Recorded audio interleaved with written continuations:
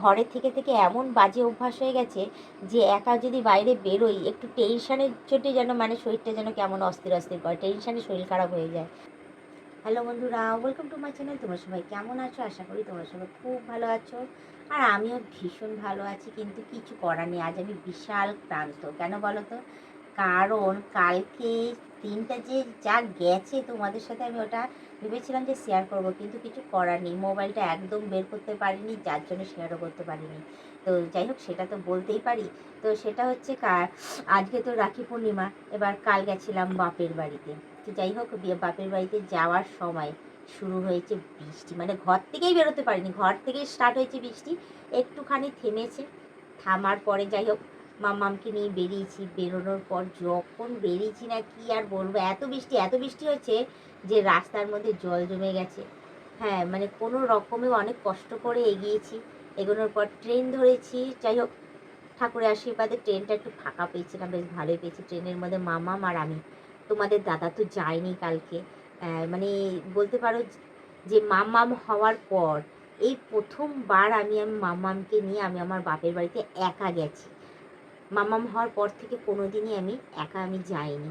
কারণ মামাম যখন হয়নি তখন যেতাম, একা চলে আসতাম, ঠিক আছে। এবার মামাম হওয়ার পর অতটা সাহস পেতাম না যে মামামকে নিয়ে ট্রেনে করে বাপের বাড়িতে যাব, আবার ওখান থেকে আসবো। তো যাই হোক, রাখি পূর্ণিমার জন্য যেতে হয়েছে। এবার যেহেতু আমি আমার দাদাকে রাখি পরাবো বলে কথা, তো যাই হোক মামামকে নিয়ে ট্রেনে চাপলাম টিকিট কাটিয়ে। তো অতটা নলেজ ছিল না যে মামামের জন্য হাফ টিকিট নেব কি ফুল টিকিট নেব। তো যাই হোক, একটা টিকিট কেটে নিয়েছি। টিকিট কেটে নিয়ে ট্রেনে চেপে নামলাম। নেমে ওখানে গিয়ে দেখলাম একদম বৃষ্টি নেই, জানো। যত বৃষ্টি আমাদের এখানে, পুরো শুকনো খটখটে আর ঠাটা পোড়া রোদ আর গরম। তো যাই হোক, বাড়ি পৌঁছালাম। বাড়িতে গিয়ে ওখানে রাখি পড়ালাম, তারপর নিজেও পড়লাম, আনন্দ করলাম। সবাই মিলে আনন্দ করে আজকে যখন ফিরছি সকাল থেকে, এত গরম এত রোদ, মানে কি বলবো। তারপর বাড়িতে এসে মাঝ রাস্তায় নেবে আবার দ্বিতীয়বার মিষ্টি ফিষ্টি কিনে আবার ঘরে ঢুকলাম। এসে তারপরে কত কাজকর্ম বাকি ছিল সেগুলো সব করলাম, করে ঠোরে তারপর গিয়ে এখন গিয়ে আমি একটু রেস্ট নিচ্ছি। এত ক্লান্ত না, মানে কি বলবো, মানে হয়রান হয়রান লাগছে, উঠতে আর ইচ্ছা করছে না, মাথা যন্ত্রণা করছে, কেমন একটা লাগছে। এমনিতে তো ঘর থেকে বেরোয় না, ঘরে থেকে থেকে এমন বাজে অভ্যাস হয়ে গেছে যে একা যদি বাইরে বেরোই একটু টেনশানের চোটে যেন মানে শরীরটা যেন কেমন অস্থির অস্থির করে, টেনশানে শরীর খারাপ হয়ে যায়। তো যাই হোক, কিছু করার নেই। এখন তো মাম্মাম বড় হচ্ছে, সবসময় তো তোমাদের দাদার সাথে যেতেও পারবে না। এবার নিজেকেও কোথাও মাম্মামকে নিয়ে একা একা এদিক সেদিক করে বেরোনোর আবার সেই আগের মতো অভ্যাস ধরতে হবে, না বেরোলে না একদম হবে না।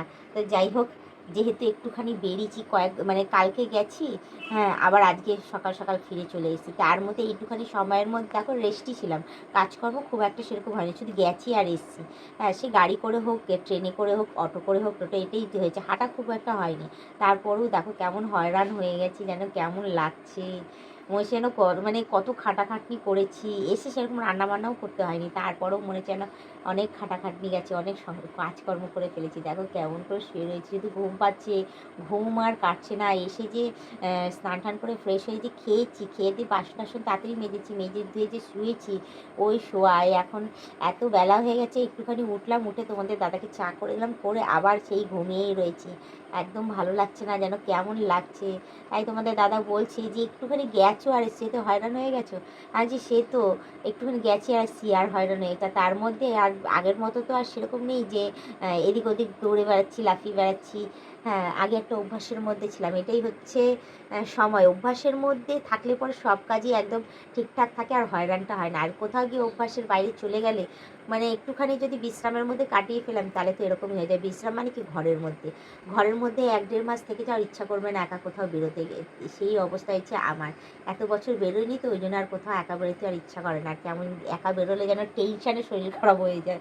তো যাই হোক, আমার একটা টেনশন ছিল মাম্মামকে যাতে আমি ঠিকঠাক মতো নিয়ে যাই, হ্যাঁ, আবার যাতে সেইভাবে দুজনেই সুস্থ সবল যাতে বাড়ি ফিরে আসি, মানে একটা টেনশানে ছিলাম।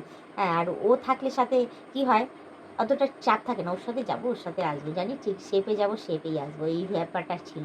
তো যাই হোক, বাড়ি চলে এসে এখন আমি রেস্ট নিচ্ছি, একটু রেস্ট নিয়ে নিয়ে তারপর আবার রান্না করার আছে, আজকে রান্না বান্না করবো।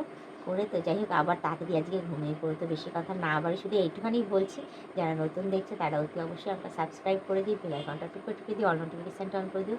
আর যারা এখনও পর্যন্ত মেম্বারশিপটা না নিই তাড়াতাড়ি করে মেম্বারশিপটা নিয়ে নাও, পারলে তোমাদের বন্ধু বান্ধব যতদিন আছে সবাইকে বলো মেম্বারশিপটা না নিলে ভালো কথা, নাহলে তোমরা দেখতে থাকো, তোমরা টিকে থেকে এভাবে আমাকে হেল্প করে দিও। আজকে ব্লগ ভিডিওটা আমি এখানেই শেষ করছি। আবার অন্যদিন অন্য কোনো সময় আমি ব্লগ ভিডিও নিয়ে হাজির হয়ে যাবো। আজকের মধ্যে টাটা, বাই বাই, সুস্থ থেকে বাবা আমাকে দেখতে থাকো।